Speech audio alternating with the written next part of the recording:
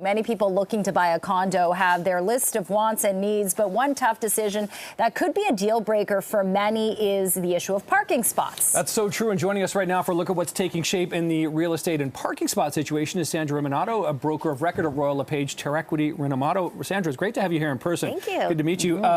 This is really an interesting situation here about the parking spots in Toronto. I remember when I bought a condo here, it came with a spot. It was valued at, I can't remember what it was right now, but it seems parking spots are at even more of a premium right now. What's going on? Okay. Parking's been a problem in Toronto for a long time with condominium builds. So there used to be a bylaw in Toronto where builders were required to provide 0.6 parking spots per condo unit. So that's less than one, right? Yeah. So if you had 100 units, you had 60 spots. So a little bit of musical chairs there. So then what you would find is like studios and one bedrooms didn't even have the opportunity to purchase a spot unless there was a surplus, which never happens, right? So now that's gone. So now it's completely up to the builders how many spots they want to build, if any.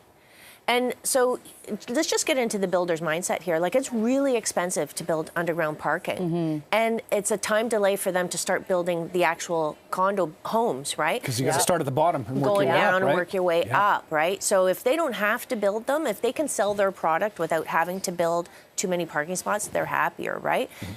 I mean, it's a problem for buyers.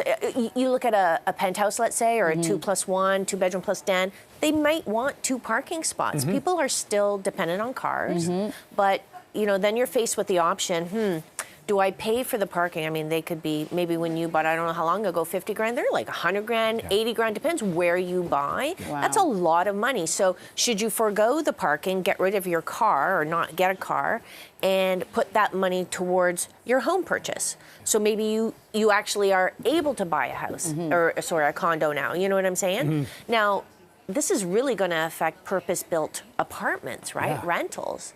I mean, I'm not sure that there's going to be any parking available. Right. But you know what's interesting? Like, we're out in High Park, and there are condos there right along the Bloor subway line. And when you are renting out a condo there, they're still looking for parking a lot of the time.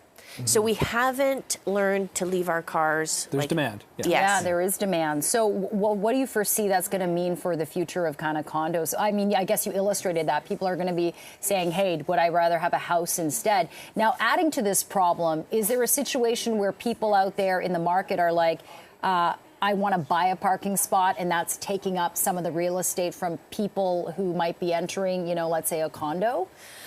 So if you can only buy a parking spot if you are an owner in that building. If you are an owner. Yeah. So someone could sell out their parking spot to someone who wants to buy it. You could sell it if it's deeded. It could be deeded or exclusive use. Most of them are deeded, and over the last several years, I've seen mostly deeded. So you can sell it or you can rent it out. And actually, even if you're a tenant renting that particular apartment condo, you can rent out your spot as long as it's not prohibited in your lease, right?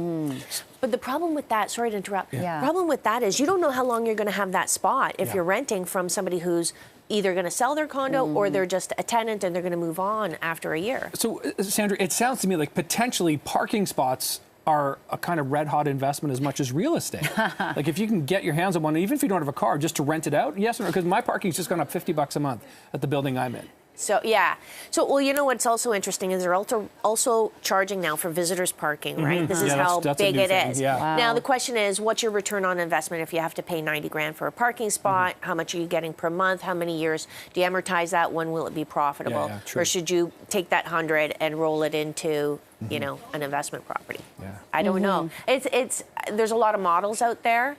If you own condos in the building, you want to buy a ton of parking spots if you're allowed to. I mean, I'm pretty sure, you know, the scarcity is becoming more and more an issue. Yeah, no kidding. Especially in the downtown area, but this is also geographical, because if you go out to places around the GTA, you know, people there are kind of reliant on cars, especially if they're traveling for work. So it's almost, you know, a prerequisite or like, you're going to want to build a condo with parking. And in Mississauga, they still have a minimum requirement. So that's good news for Mississauga. Sandra, good to talk to you today. Thanks so much for helping break this down. Appreciate this.